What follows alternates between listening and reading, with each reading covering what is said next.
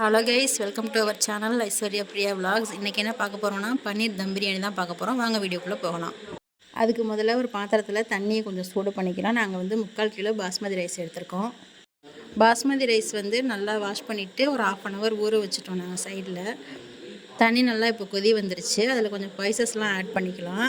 ஒரு துண்டு பட்டை, 4-5 கிராம்பு, 2 பிரிஞ்சி இலை.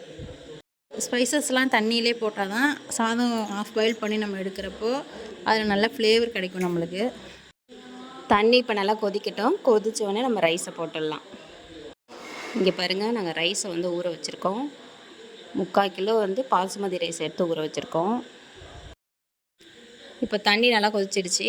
ரைஸை இப்போ நம்ம சேர்த்துக்கலாம்.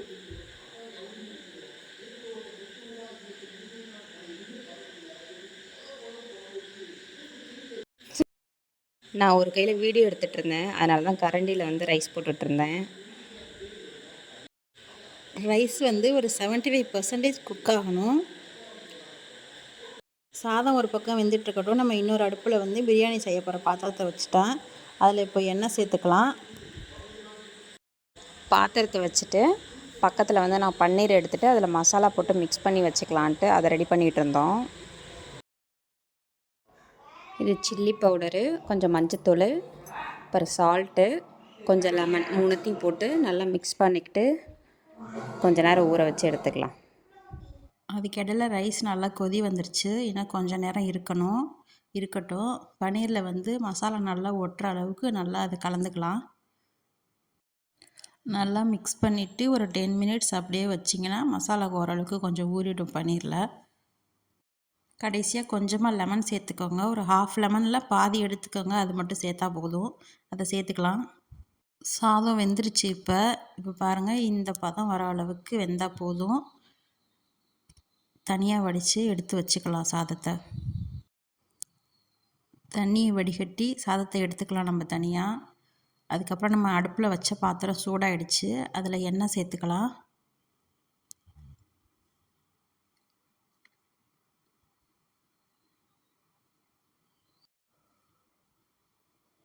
எண்ணெய் நல்லா சூடாகட்டும். நம்ம ஏற்கனவே மசாலாவில் மிக்ஸ் பண்ணி வச்ச பன்னீர் எடுத்து இதில் கொஞ்சம் கோல்டன் ப்ரௌன் வர வரைக்கும் கொஞ்சம் ஃப்ரை பண்ணி எடுத்துக்கலாம். இது சண்டே எடுத்த வீடியோ தான். சனிக்கிழமை மீன் குழம்பு வச்சதால் இன்றைக்கி நான்வெஜ் செய்ய வேணாம்னு முடிவு பண்ணியிருந்தோம். இப்போ எண்ணெய் நல்லா சூடாகிடுச்சு. நம்ம பன்னீரை சேர்த்துக்கலாம். இதில் கொஞ்சம் கோல்டன் ப்ரௌன் வர வரைக்கும் கொஞ்சம் நல்லா பொரித்து அதில் எடுத்துக்கலாம். இப்போ பன்னீரை சேர்த்துக்குவோம். பன்னீரை சேர்த்ததுக்கப்புறம் அடுப்பை சிம்மில் வச்சாச்சு. ரொம்ப கிண்டக்கூடாது, லேசாக கிண்டினா போதும், இல்லைன்னா பன்னீர் உடஞ்சிரும். பாத்திரத்தில் பன்னீர் ரொம்ப ஒட்டுற மாதிரி இருந்தது, அதனால் அதை தோசைக்கல்லுக்கு மாற்றியாச்சு. இப்போ இதே எண்ணெயில் ஸ்பைசஸ்லாம் கொஞ்சம் ஆட் பண்ணிக்கலாம். ஒரு துண்டு பட்டை, 4-5 கிராம்பு, ஒரு அன்னாச்சி பூ, 2 பிரிஞ்சி இலை போட்டுக்கலாம். இப்போது 2 மீடியம் சைஸ் பெரிய வெங்காயம் நறுக்கி வச்சுருக்கேன். இப்போது அதையும் சேர்த்துக்கலாம். வெங்காயம் நல்லா வதங்கணும். வெங்காயம் ஆட் பண்ணதும் அடுப்பு கொஞ்சம் மீடியம் ஃப்ளேமில் வச்சுக்கலாம். இல்லைனா வெங்காயம் வதங்காது, ஆனால் கொஞ்சம் கருகின மாதிரி ஆகிடும். அது கூட கொஞ்சம் கருவேப்பிலையும் இப்போ நம்ம சேர்த்துக்கலாம். வெங்காயம் இப்போ நல்லா வதங்கிருச்சு. இந்த பதம் வர வரைக்கும் நல்லா வதக்கிக்கணும். அடுத்ததாக இஞ்சி பூண்டு பேஸ்ட்டு சேர்த்துக்கலாம். இதுக்கு ஒரு முழு பூண்டு, 1 இன்ச்சு இஞ்சி எடுத்திருக்கேன். எண்ணெய் பிரிஞ்சு வர அளவுக்கு இஞ்சி பூண்டு பேஸ்ட்டை நல்லா வதக்கிக்கணும். அப்படி வதக்கினா தான் நல்லாயிருக்கும், இல்லைனா கசக்கிற மாதிரி இருக்கும். அடுத்ததாக 2 மீடியம் சைஸ் தக்காளி எடுத்திருக்கேன். அதையும் இப்போ சேர்த்துக்கலாம்.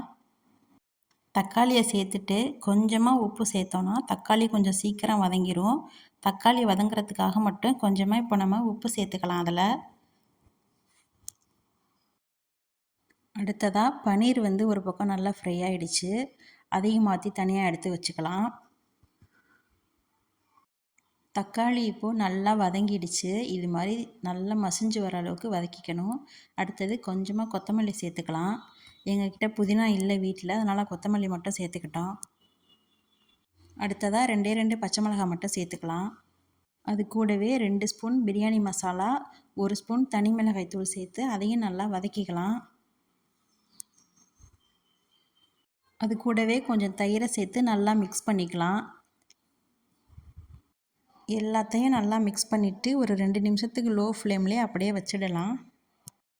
அடுத்ததாக மசாலாவுக்கு தேவையான உப்பு சேர்த்துக்கலாம். உப்பு சேர்த்துட்டு அதையும் நல்லா மிக்ஸ் பண்ணி விட்டுடணும்.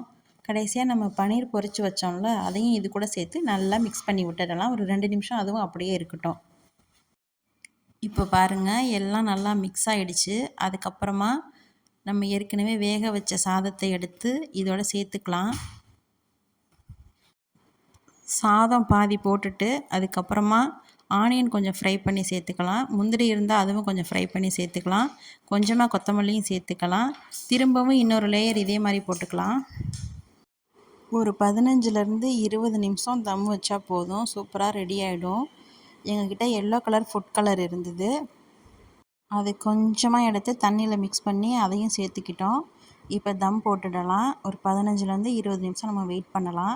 அதுக்கு அடியில் ஒரு தோசைக்கல் வச்சு தான் தம் போட்டோம் நாங்கள். பார்க்கலாம் எப்படி அவுட்புட் வருதுன்னு. குட்டீஸ் எல்லோரும் ரொம்ப ஆவலோடு வெயிட் பண்ணிகிட்டு இருந்தாங்க சாப்பிட்றதுக்காக. நாங்கள் 1/4 மணி நேரத்திலே ஓப்பன் பண்ணிட்டோம். சூப்பராக இருந்தது. வாவ், பாருங்கள் இப்படி தான் இருந்துச்சு. இப்போ பிளேட்டிங் பண்ணி காமிக்கிறோம் வாங்க. சூப்பராக ரெடி ஆயிடுச்சு நம்மளோட பன்னீர் தம் பிரியாணி. குட்டீஸ்லாம் ரொம்ப விரும்பி சாப்பிட்டாங்க. ஓகே கைஸ், வீடியோ பிடிச்சிருந்தா லைக் பண்ணுங்கள், ஷேர் பண்ணுங்கள், கமெண்ட் பண்ணுங்கள். மறக்காமல் நம்ம சேனலை சப்ஸ்கிரைப் பண்ணிக்கோங்க. பாய்.